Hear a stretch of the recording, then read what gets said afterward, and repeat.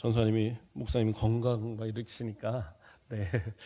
제가 뭐 다른 건 아니고 어제 뭔가를 좀 잘못 먹었나 봐요. 그래갖고 저녁에 아이들하고 짜장라면 하나 끓여 먹은 게 탈이 났는지 새벽에 새벽 예배를 드리려고 딱 일어섰는데 하늘이 이게 삥 돌더라고요. 오늘 막 속도 안 좋고 그래서 새벽 예배 이제 열심히 잘 하고 도저히 이제 엎드려서 기도하는데 어지러워서 안 되겠더라고요. 그래서 들어가면서 이제 우리 전사님한테 좀 뒷정리 좀 해달라고 이렇게 부탁을 했더니 제 몸이 좀 안 좋다고 이렇게 또 기도해달라고 그러셨어요. 지금도 조금 약간 남아 있어요. 그런데 뭐 약간 추운 때고 그러니까 좀 탈이 났던 것 같아요. 그래서 뭐 하늘이 빙글 도는데 뭐 겁나던데 또 오늘 괜찮아져서 괜찮습니다. 그러니까 뭐 별로가 아니니까 그래도 기도는 해주세요. 건강하라고. 자, 오늘은 우리 웨스트민스터 신앙 고백서 신도계여서 제20장 그리스도인의 자유와 양심의 자유에 관하여 이렇게 이야기하고 있습니다. 그리스도인의 자유와 양심. 자, 그리스도인의 자유라고 이야기할 때 우리가 좀 구분져야 될 부분이 뭐냐면 자유의지와 그리스도인의 자유는 좀 다른 이야기입니다. 자유의지는 모든 사람들이 다 보편적으로 가진 그러한 의지예요. 그래서 내가 선악간에 무엇인가를 택할 수 있는 그러한 능력. 그래서 아담에게 주신 그 자유의지를 따라 아담은 죄를 짓지 않을 수 있는 그러한 능력도 분명히 있었어요. 그런데 우리가 살폈던 것처럼 죄의 유혹에 빠져서 결국에는 죄를 짓고 그렇게 됨으로써 그 자유의지마저도 이제 오염되어져서 그 자유의지로는 하나님을 믿거나 하나님을 섬기거나 하는 일로 이렇게 할 수 있는 그러한 능력이 못 돼요. 그러면 그리스도인의 자유는 뭐냐? 예수 그리스도를 믿음을 통해서 하나님께서 우리를 죄와 사망의 모든 권세, 모든 의무에서 다 자유케 하셔서 그렇죠? 우리로 마음껏 하나님을 예배하고 찬양하고 나아갈 수 있는 그런 하나님의 자녀로서의 특권을 갖는 그러한 자유를 의미하는 겁니다. 그래서 우리가 가진 자유와 자유의지는 다른 이야기입니다. 그래서 이걸 또 혼돈하면 안 돼요. 그래서 세상에 있는 사람들은 도저히 누릴 수 없는 것이 그리스도 안의 자유입니다. 자, 이 내용을 가지고 우리가 좀 살펴보도록 하겠습니다. 자, 1번으로 가보겠습니다. 그리스도께서 복음 아래에 있는 신자들을 위하여 값주고 사신 자유는 죄책, 하나님의 정죄하는 진노, 도덕적 율법의 저주에서 해방으로 이렇게 이야기하고 있어요. 그러니까 무슨 얘기예요? 그리스도의 복음 아래에 있는 신자들을 위하여 값주고 사신 자유. 다시 말해서 이 자유는 예수 그리스도의 피값으로 사신 자유예요. 그러니까 우리의 노력이나 수고를 통해서 얻어진 자유가 아니라 우리가 무슨 데모에서 쟁취한 그런 자유가 아니라 하나님께서 예수 그리스도가 대신 우리의 모든 죄를 다 짊어지셨기 때문에 그 죄의 값을 다 치렀기 때문에 주어지는 그런 자유라는 거예요. 자, 그 자유를 통해서 우리는 뭐예요? 더 이상은 죄책, 다시 말해서 죄에 대한 책임을 짓지 않습니다. 우리가 죄에 대한 책임은 뭐예요? 사망이잖아요. 이 사망은 단순한 사망이 아니라 영원한 사망을 의미하는 겁니다. 그러나 그 책임을 어떻게 해요? 우리는 지지 않아요. 왜요? 예수님께서 그 모든 책임을 다 지셨기 때문에. 또 뭐합니까? 하나님의 정죄하는 진노. 하나님은 공의의 하나님이기 때문에 죄인을 그냥 죄 없다고 말할 수 없어요. 그래서 우리를 의롭다고 칭해 주시는 그 근거는 뭐냐? 예수 그리스도의 피의 공로입니다. 그래서 예수 그리스도의 피의 공로로 의지해서 자유되어진 우리는 더 이상 하나님의 진노의 심판을 받지 않습니다. 그것을 말씀하는 거예요. 또 도덕적 율법의 저주의 해방으로라고 합니다. 그러니까 도덕적 율법이 뭐라고 그랬어요? 우리가 살폈었죠? 행위 언약으로 주어진 도덕적 율법. 다시 말해 10계명. 우리가 말하는 보통 일반적으로 말하는 율법을 의미하는 겁니다. 구약의 율법에 있어서의 더 이상 우리는 그 저주 아래 있지 않아요. 율법은 어떻게 해요? 우리를 그렇다고 죽이려고 사망에 이르게 하려고 주어진 것이 율법은 아니에요. 그 율법은 분명히 율법을 지킴으로써 그리스도 안에서 하나님 안에서 그 은혜 안에서 살도록 하기 위해서 주신 것이 율법인데 사람들은 어떻게 해요? 죄로 오염되어져서 그 율법을 잘 지킬 수 있는 능력이 우리 가운데 없다 보니까 오히려 그 율법이 우리를 어떻게 해요? 저주하고 우리를 책망하는 근거가 되어졌다는 거죠. 그러나 예수 그리스도를 믿는 우리들에게 있어서는 더 이상은 그러한 어떤 죄로 인해서 이 율법에서 이야기하는 그런 어떤 저주에 저촉되는 그런 일이 없다라는 거예요. 그러니까 우리는 말 그대로 자유한 사람들입니다. 또 뭐라고 얘기합니까? 이어서 이 악한 세상, 사단의 종됨, 죄의 통제에서 또는 환난들의 악, 사망에 쏘는 것, 무덤의 승리, 영원한 멸망의 구출로 또한 그들에게 여기까지만 보겠습니다. 그래서 이건 무슨 얘기예요? 우리가 예수 그리스도를 알기 전에는 우리는 어떠한 사람들이었어요? 사단 마귀의 종으로 살아가는 존재들이었다는 거예요. 왜요? 죄의 노예로 살기 때문에 우리가 사단의 이 그 마귀의 종으로서 마귀가 시키는 대로, 마귀가 원하는 대로 그것이 우리 가운데 이득인 줄 알고 그것을 따라서 살던 모습이었다라는 거예요. 그런데 이러한 모든 것에서 어떻게 해요? 우리를 하나님께서 이 자유를 통해서 우리를 더 이상 그러한 것에 얽매여 살지 않도록 그렇게 만들어 주셨다는 거예요. 뿐만 아니라 가장 큰 것이 뭐예요? 사망. 그렇죠? 무덤에서의 승리, 영원한 멸망에서의 구출. 뭐예요? 사망이 우리를 주관하지 못하게 했다는 거예요. 물론 누구나 죽는다고 그랬어요. 우린 다 죽어요. 그러나 죽은 뒤의 모습이 세상 사람들은 영원한 사망, 영원한 죽음, 영원한 형벌, 저 지옥을 향하여 갈 수밖에 없지만 우리는 어떻게 해요? 사망 이후의 삶은 저 영원한 천국의 영원한 생명의 삶이다라는 거예요. 그마저도 예수님께서 재림하실 때는 우리는 어떻게 해요? 다 부활함으로써 우리의 죽었던 육체 또한 변화된 새 육체를 통하여 그 사망을 이기고 부활의 그 은혜를 누리게 될 거라는 거죠. 그러니까 우리가 그리스도 안에서 자유를 누린다는 것은 더 이상 사망이 우리를 주관하지 못하는, 사단 마귀뿐만 아니라 사망도 우리를 주관하지 못하는 그러한 존재가 되는 것이 우리들의 모습이다라는 거예요. 자, 또 넘어가서요. 또한 그들이 하나님에게 자유로운 접근, 그들의 노예적 공포 때문이 아니라 아이 같은 사랑과 즐겨하는 마음 때문에 하나님에게 순종을 드리는 것으로 구성된다. 이 얘기는 뭐예요? 자, 죄와 사망의 권세에서, 마귀의 권세 아래서 이제 우리는 자유했어요. 그러면 우리는 누구에게 속한 사람이에요? 더 이상은 그것이 아닌 하나님 앞에 속한, 하나님의 그 인도하신 가운데 살아가는 그러한 존재들이 우리예요. 그러면 우리는 어떻게 됩니까? 이제는 하나님 앞에 더 자유로운 모습으로 접근할 수 있다는 거예요. 그러니까 하나님 앞에 나오는 어떠한 그런 제한도 다 사라졌어요. 예수님께서 십자가에 달려 돌아가실 때에 어떤 일이 일어났습니까? 성소의 휘장이 갈라지는, 지성소와 성소를 가리는 1년에 제사장이 그 속죄일에 한 번 그 속죄의 피를 가지고 들어갈 수 있는 그 지성소, 그나마도 그곳에 들어갈 때 혹시라도 이 죄된 잘못된 마음으로 들어갔다가 하나님께서 벌하셔서 죽일까봐 그러면 어떻게 끌어내야 되잖아요. 그러니까 발목에다 그 끈을 매달고 들어갔다고 그래요. 옷에는 그 방울이 달려 있고. 그래서 딸랑딸랑 하면 아직 살아 있구나. 근데 혹시 조용한 거예요. 10분이 지나도 20분이 지나도 30분이 지나도 1시간이 지나도 조용하면 그때는 그 끈을 끌어당기는 거예요. 왜요? 죽었으니까. 그 안에 들어갈 수 없으니까 그걸 끌어내는 거예요. 그처럼 지성소로 들어가는 것은 구약의 성도들에게는 상당히 두려운 일이었어요. 하나님 앞에 나가는 것은 무서운 일이고 어떻게 보면 공포스러운 그러한 일이 될 수 있었어요. 왜요? 자신들의 죄 때문에. 그러나 이제로는 뭐예요? 하나님 앞에 나아간 그리스도 안에 자유를 얻은 사람들은 더 이상은 하나님 앞에 나아가는 것이 공포가 아니에요. 두려움이 아니에요. 기쁨으로, 자원하는 마음으로 하나님 앞에 나아갈 수 있는, 마치 어린아이가, 그렇죠? 부모에게 나아가는 그러한 모습처럼. 저희 아버지가 어렸을 때 참 무섭게 엄하게 하셨어요. 그래서 저도 매도 많이 맞고 엄했지만 뭐 그래도 아버지가 싫지는 않았어요. 또 제가 어려운 일이 있으면 아버지한테 얘기하면 항상 앞장서서 다 해결하셨고, 그러니까 혼날 땐 혼나더라도 아버지가 좋죠. 그래서 저는 가장 존경하는 사람이 누구냐? 그럼 맨날 아버지 이렇게 저는 쓰고 그랬어요. 학교에서 조사를 하든 교회에서 이야기를 하든. 그런데 어느 날 저희 큰형님이, 사촌 큰형님이 우리 와서 이 특송하셨던 분 있잖아요. 우리 그 성악가이신 분. 이분이 어느 날 저한테 그러는 거예요.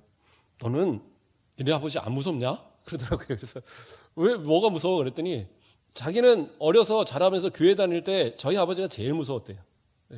왜냐하면 다른 사람 한 번 혼날 때 본인은 2번 혼나고 3번 혼나고 막 주먹으로 머리 콩콩 때리고, 예, 어느 땐가는 교회에서 뭐 잘못해갖고 그 집으로 내려가고 저희 아버지한테 정말 회초리를 맞았대요. 그러니까 저희 아버지도 왜 조카를 때리셨는지 모르겠는데 조카들도 하여튼 좀 제대로 못하면 하여튼 되게 혼내고 그러셨어요. 그러니까 저희 형님 생각에 나는 어쩌다 니네 아버지한테 혼나도 무서웠는데 맨날 같이 사는 너는 얼마나 무섭겠냐. 나는 안 무서웠는데? 그랬더니 넌 안 혼났냐? 아니 혼났지. 매는 안 맞았니? 매도 맞았지. 그런데 왜 넌 안 무섭냐? 왜 안 무서워요? 아버지니까. 하물며 아버지가 죽도록 때리겠어요? 그럴 리 없잖아요. 예. 그런 것처럼 그래요. 매를 들어서 때리더라도 내 아버지는 안 무서운 거예요. 예. 때로는 그 매가 어느 순간 제가 그런 얘기도 한번 드렸었죠. 어느 날 한 고등학교 때 이제 뭐 중학교 뭐 이전에 맞아보고 그 뒤로는 안 맞아봤는데 고등학교 때 뭔가 고집을 피다가 아버지한테 정말 맞아본 적이 있어요. 그런데 제가 딱 느낀 게 그때 내가 왜 고집을 꺾었냐면 매가 맞을만 하더라고요. 매가 그 정도 매는 뭐 하루 종일 맞아도 버틸만 하더라고요. 그러니까 아버지가 때리는 걸 포기하시는 거예요. 근데 제가 그때 마음이 야, 아버지가 때리는 걸 포기하실 정도가 되면 더 이상은 안 되겠다 싶어서 제가 포기를 했거든요. 그랬는데 그런 것 같아요. 아버지가 때리는 매가 그래요. 어떻게 보면 그 매가 있을 때가 그것도 행복한 거예요. 예. 지금 이제 아버지 돌아가시고 나니까 저한테 누가 뭐라고 해줄 사람이 없는 것 같아요. 이제는 누가 나한테 뭐라고 한다면 그건 비난이지 저에게 대해서 사랑으로 뭐라고 할 사람은 없는 것 같아요. 그렇지 않겠어요? 예. 아버지는 아무 사심 없이, 어머니는 아무 사심 없이 너의 잘못된 것을 지적하고 혼내줄 수 있지만 예, 다른 사람들은 예, 쉽게 그렇게 충고하긴 어려워요. 자, 뭐 여기가 잠깐 이렇게 흘렀지만 하나님도 그러시다는 거죠. 하나님의 자녀들을 향하여 때로는 책망하시고 때로는 이렇게 벌을 하시기도 하지만 그러나 사망에 이렇게 처하는 그러한 죽음의 형벌은 더하시지 않아요. 그렇기 때문에 이제는 우리가 하나님 앞에 나아갈 때 뭐예요? 두렵거나 공포스러운 마음으로 가는 것이 아니라 어린아이가 부모를 사랑하고 아버지를 사랑하는 모습처럼 그렇게 순전한 마음으로 나아갈 수 있는 그런 권리가 또한 그런 자유가 우리에게 주어진 거라는 겁니다. 그게 하나님께서 예수 그리스도 안에서 주신 우리의 자유인 겁니다. 그런데 자, 더 이어가 보겠습니다. 자, 더 나아가세요. 이 모든 것은 율법 아래 있는 신자들에게도 공통하였으나 이건 뭐예요? 구약의 성도들도 예수 그리스도를 대망하고 또 예수 그리스도 안에서 그러니까 예수 그리스도의 피가 그때와 이 신약의 이 이후에 우리들에게만 주어진 것이 아니라 예수 그리스도의 오신 메시아를 대망하는 그 이전의 모든 성도들에게 동일하게 역사를 했어요. 그런데 그때에는 어떠한 모습으로 하나님을 섬겼습니까? 제사라든가 하나님이 정하신 여러 가지 규례, 그 율법을 지킴을 통하여서 하나님 앞에 그 구원의 길을 얻었어요. 그러나 그들은 어떻게 해요? 대단히 어떻게 보면 두렵고 떨리는 마음으로 하나님 앞에 나갈 수밖에 없는 아까 말한 대로 그 지성소에 들어갈 때에 그렇게 두려운 마음으로 제사장이 들어가는 것처럼 나머지 이런 성도들은 어떻게 하겠어요? 하나님 앞에 얼마나 두려움으로 섰겠어요. 그러나 예수 그리스도를 믿는 지금의 신약의 우리 성도들은 그 정도가 아니라는 거예요. 이미 모든 제사와 그 의식은요 예수 그리스도가 성취하심으로써 다 폐하여졌어요.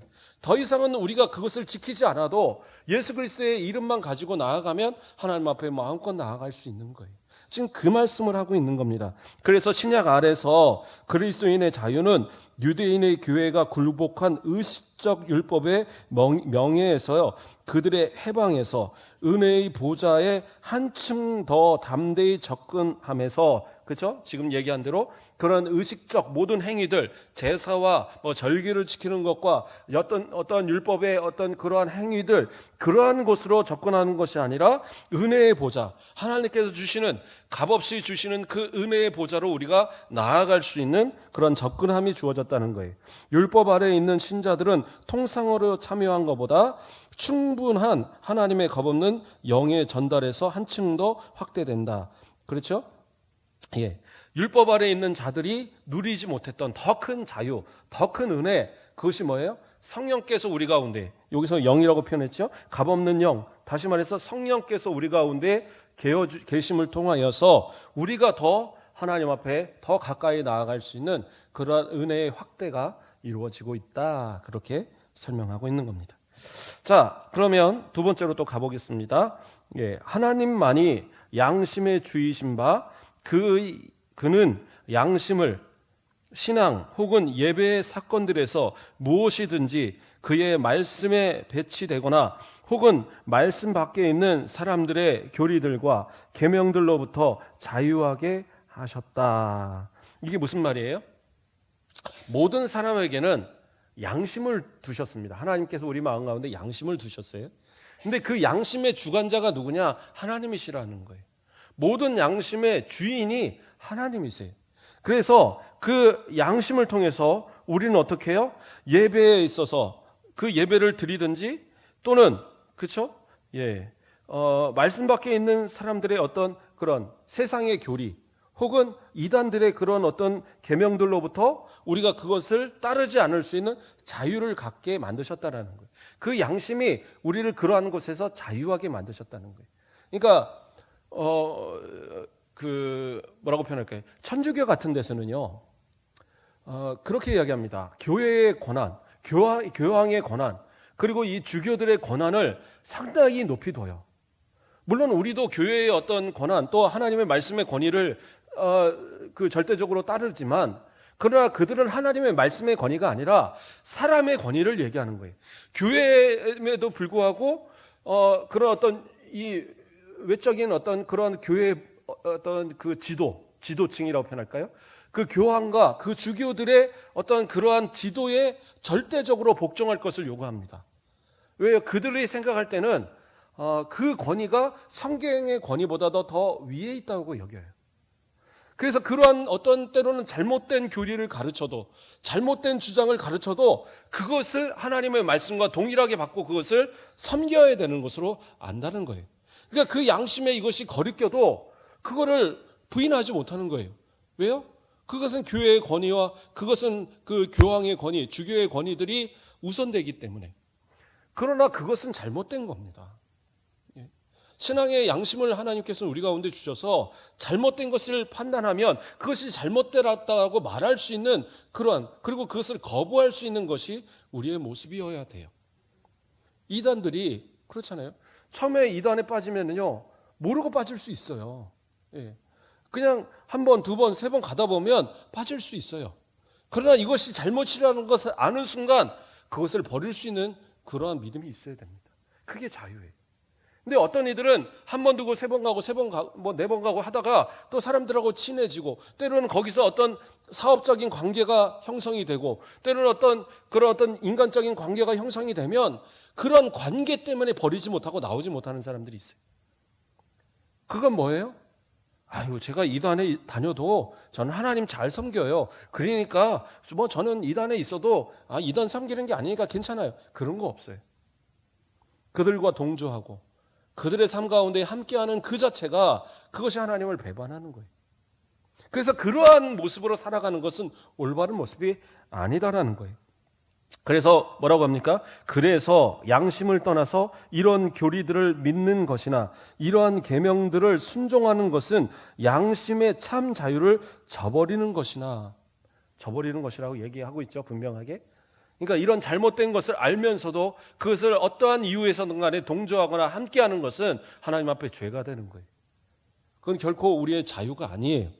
더 나아가서 뭐합니까? 맹종적 신앙과 절대적 맹종적 순종은 양심의 자유와 이성을 파괴하는 것이다.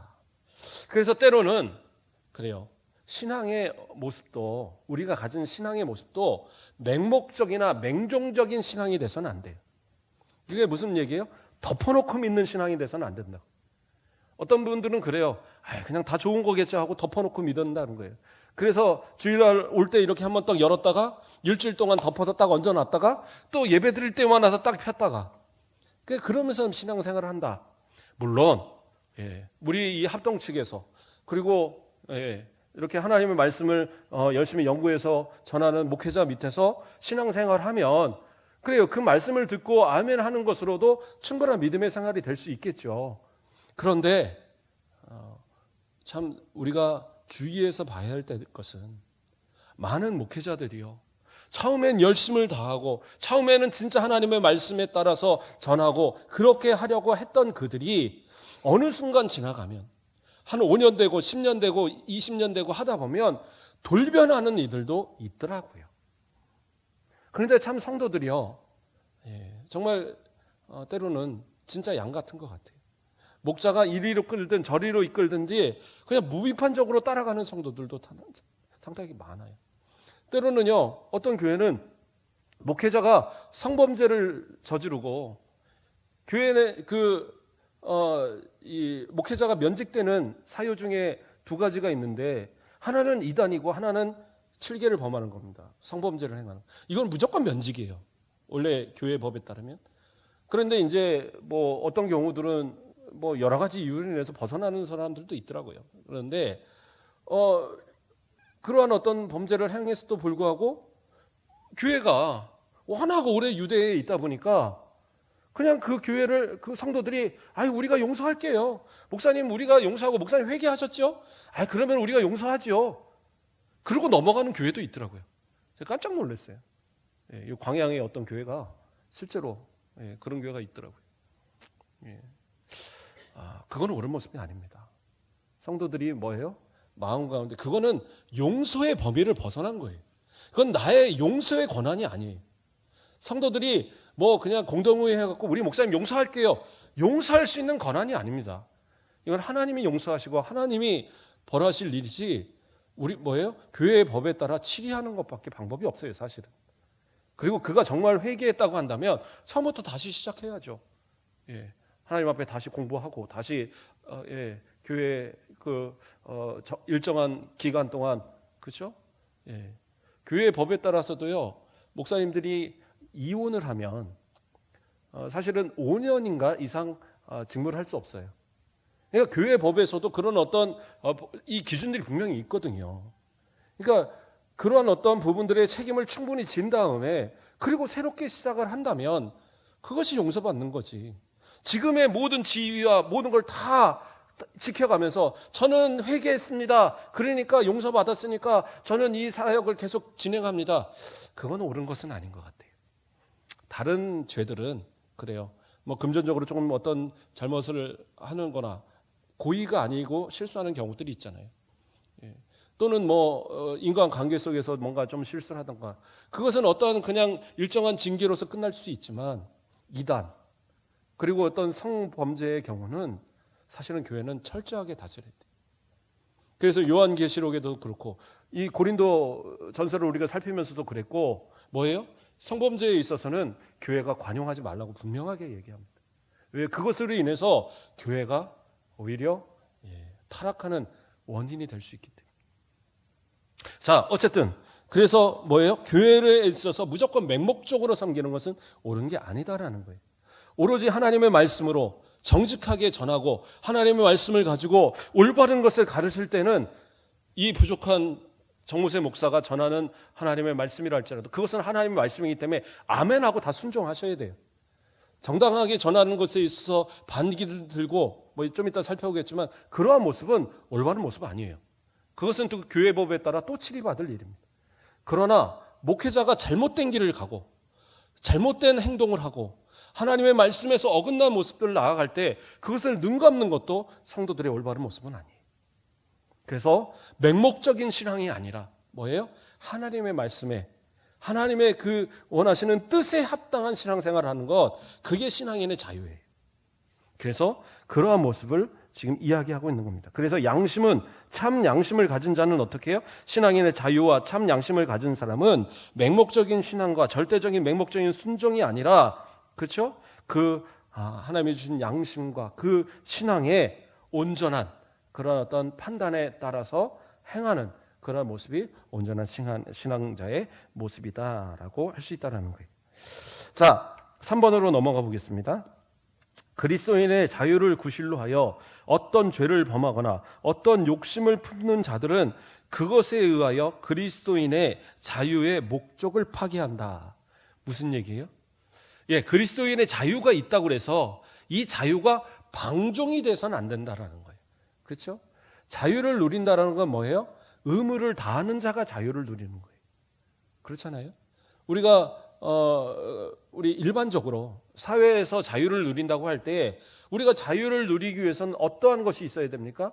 우리가 국가에 해야 될 어떤 의무들을 정확하게 지켜야 되는 거예요.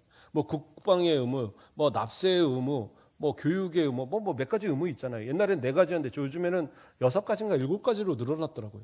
그러니까 애들이 외울 게 되게 많더라고요. 시험을 보려면. 자, 어쨌든 그러한 의무를 내가 다 할 때 그 의무를 지킬 때에 있어서의 나머지 자유는 얼마든지 요구할 수 있어요. 그렇죠? 나에게서 내가 지금 어려움이 있다. 국가가 나를 도와달라 할 수 있어요. 해외에 나갔는데 우리가 어떤 어려움을 당하고 있다. 국가가 도와달라. 그러면 국가는 군대를 파견해서라도 그 사람을 구원해야 될 그럴 의무가 있습니다. 예. 근데 국가가 손을 놓고 있다? 그럼 국가가 직무유기하는 거예요. 우리나라가 힘이 없을 땐 그런 일이 많았죠. 그러나 이제는 우리나라도 그러면 안 되겠죠. 예. 그래서 때로는 그 뭐 소말리아나 뭐 이런 데 뭐 해적들한테 이렇게 잡혀 있는 사람들 있으면 협상을 해서라도 막 끌어내잖아요. 그리고 군대를 파견해서 진압을 해서도 구출하기도 하고. 이러한 어떤 일들은 국가가 당연히 해야 되는 겁니다. 어떤 사람이 누리는 거예요? 자유를 누리기 위해서는 의무를 다해야 된다. 마찬가지로 하나님 안에서도 그리스도 안에서도 우리는 어떻게 해요? 우리에게 주어지는 그러한 의무를 철저하게 다 행해야 돼요. 그래서 어떤 그런 자유를 그 구실로 해서 죄를 범하거나, 그렇죠? 세상 안에서도 세상의 어떤 죄를 범하면서 이것이 그냥 괜찮은 것처럼, 그거는 이 구원파들 얘기하는 거죠. 구원파들. 이미 내 영혼을 구원받았으니까 내 육신은 자유롭게 산다. 다 이단들인 거예요. 예, 성경은 그렇게 이야기하지 않아요. 정말 그리스도인들은 뭐예요? 세상 가운데서도 손가락질 당할 그런 모습으로 살아서는 안 되는 거예요. 철저하게 복음으로 사는 사람은 더 성결한 삶을 살아가야 되는 겁니다. 자, 그 목적은 우리가 우리의 원수들의 손에서 구출되어 우리의 전생에 두려움 없이 주 앞에서 거룩함과 의로움으로 그를 섬기려는 것이다 라고 얘기했어요. 그러니까 우리에게 주어진 자유의 목적은 뭐예요? 죄와 사망의 권세 그 아래서 우리는 구출되어서, 다시 말해 구원받아서 우리의 삶의 모든 생애를 두려움 없이 하나님 앞에 거룩함과 의로움으로 하나님 보시기에 합당한 모습으로 살아가면서 하나님을 전적으로 섬기는 삶, 그러한 삶을 살아가는 자유라는 거죠. 그렇죠? 이러한 자유는 절대 빼앗겨서는 안 돼요. 어떠한 이유로도 세상과 타협하거나 빼앗겨서는 안 되는, 우리의 신앙에서 이 자유만큼은, 우리의 신앙의 자유를 누군가가 빼앗는다면 이건 분명히 싸워서 이겨야 될 부분이에요. 그건 분명한 사실입니다. 국가가 신앙의 자유를 뺏을 수 없어요. 그러한 것에 있어서는 결코 국가라 해도 순종하면 안 됩니다. 물론 지금같이 코로나 같은 이런 사태에서 국가가 제재할 때는 그건 법에 따라서 또 모든 공익을 위해서 하는 부분이 분명히 있어요. 그러한 부분에서 일정 부분은 분명히 따라야 합니다. 그러나 이 정권이나 또는 그런 권력이 어떤 한계를 넘어서면 그것에 대해서는 분명히 잘못됐다고 말할 수 있어야 돼요. 그게 교인들의 또 의무입니다. 그렇다고 저기 뭐 태극기 부대처럼 뭐 앞에 가갖고 불법적으로 막 시위를 하고 거기서 막 뭐 통성 기도를 하고 헌금을 걷고 이러한 모습을 하라는 게 아니에요. 그건 잘못된 방법이고 정당한 방법으로 우리의 것을 요구할 수 있어야 됩니다. 그래서 제가 요구했잖아요.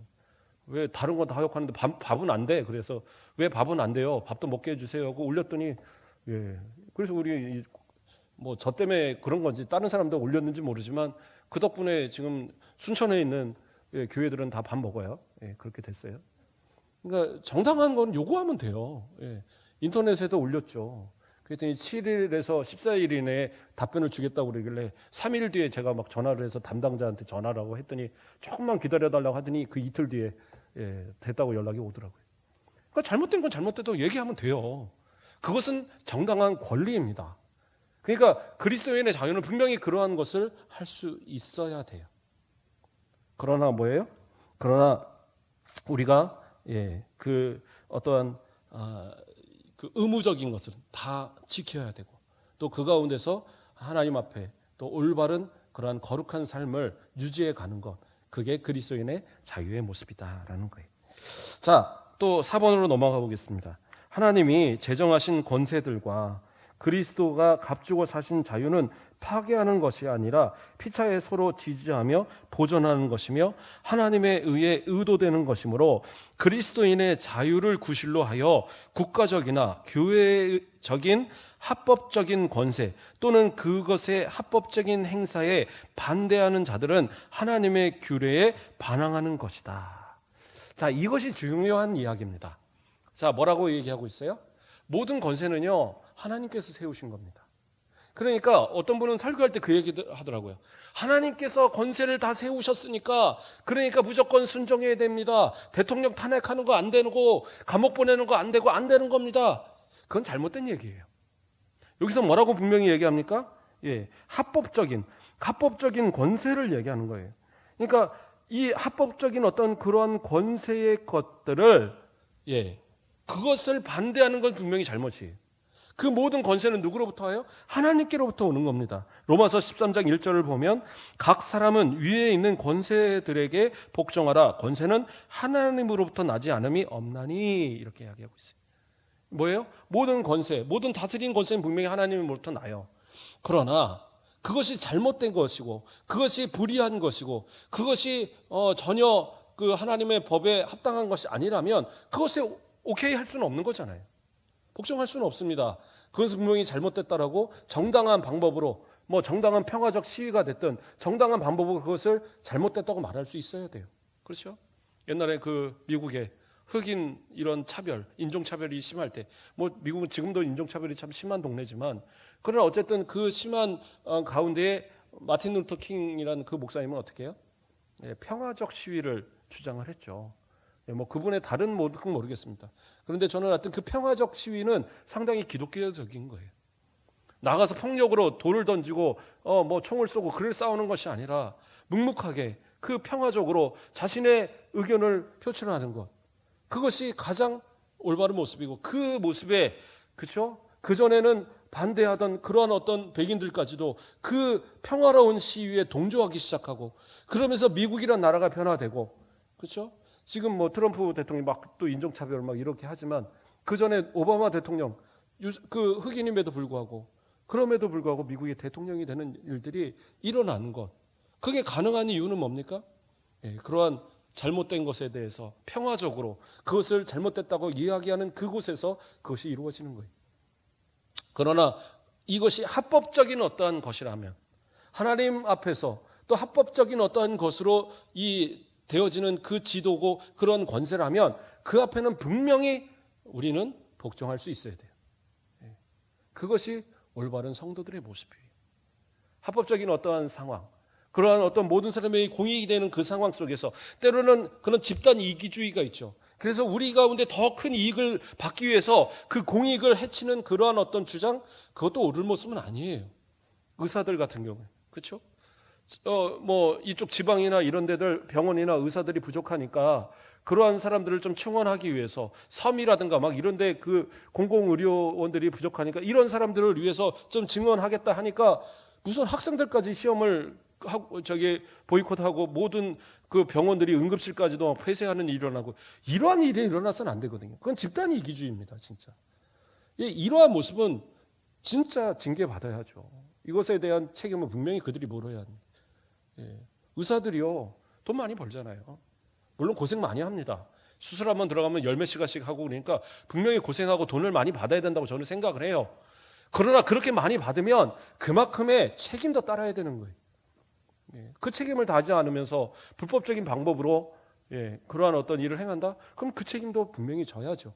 그러니까 국민들이 그것에 대해서 동조하지 않잖아요.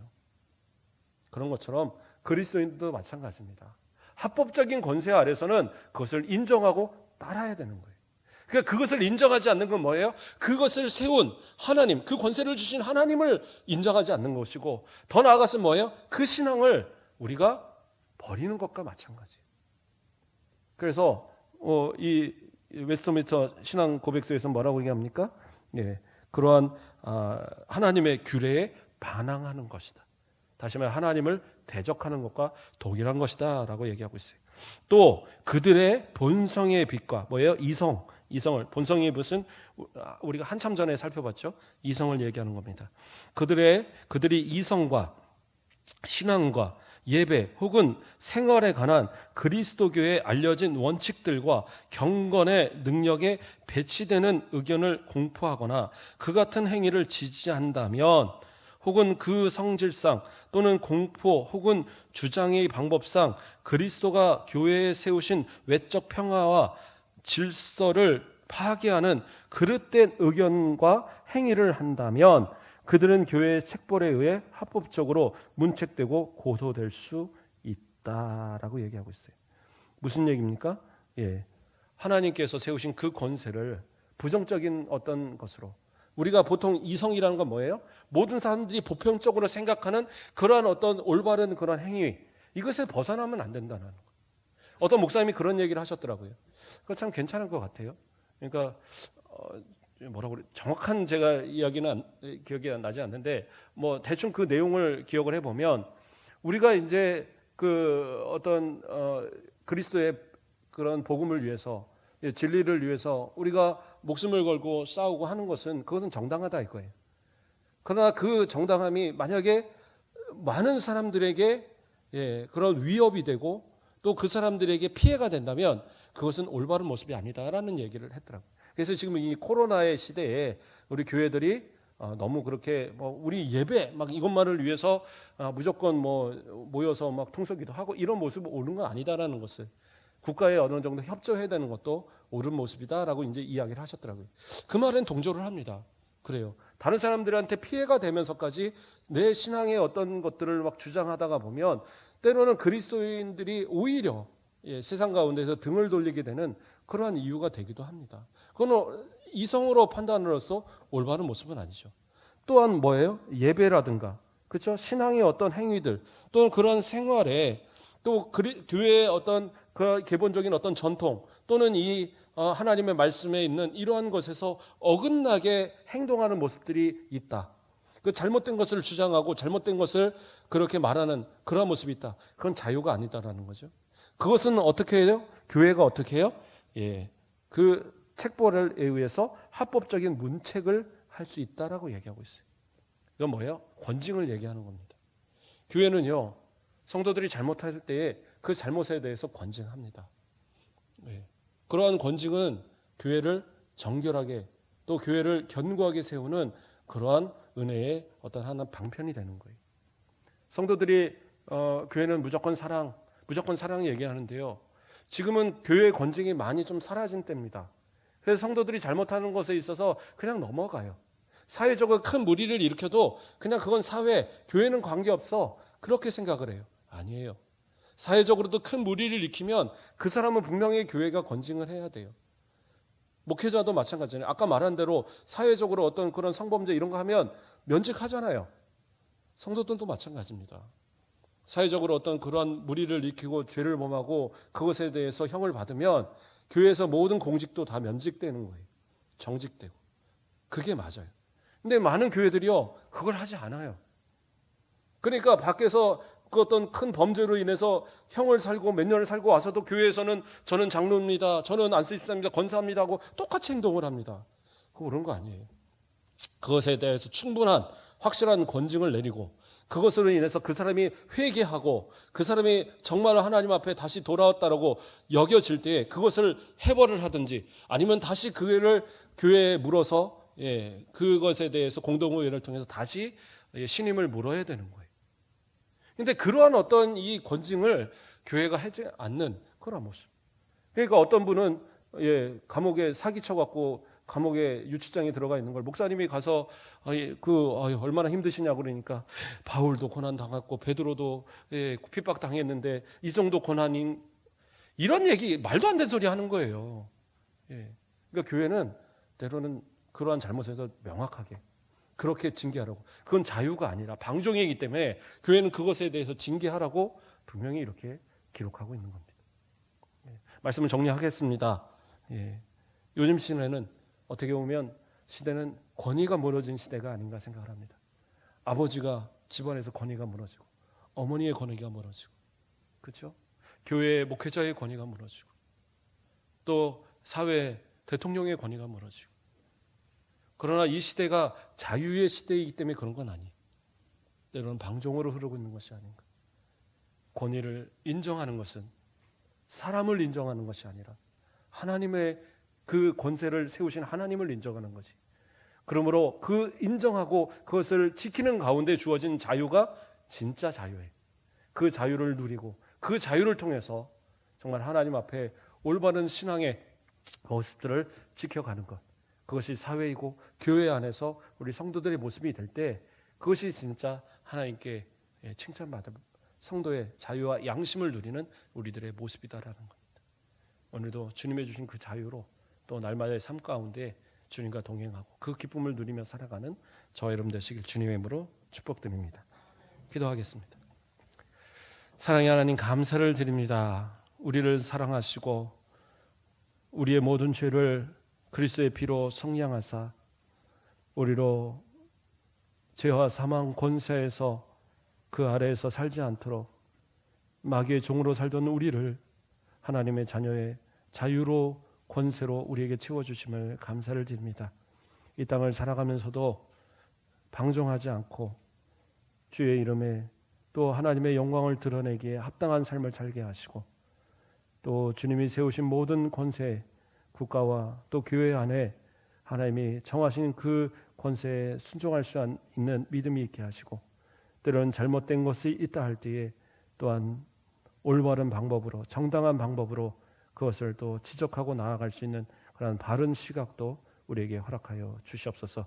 날마다의 삶이 우리 모든 삶을 주님이 주가 되어 주시고 주님이 이끄시는 그 삶 가운데 순종하여 주시는 은혜 가운데 온전한 자유를 누리며 참 양심 가운데 살아가는 우리 모든 성도들 되도록 함께하여 주시옵소서. 감사합니다. 예수 그리스도의 이름으로 기도드립니다.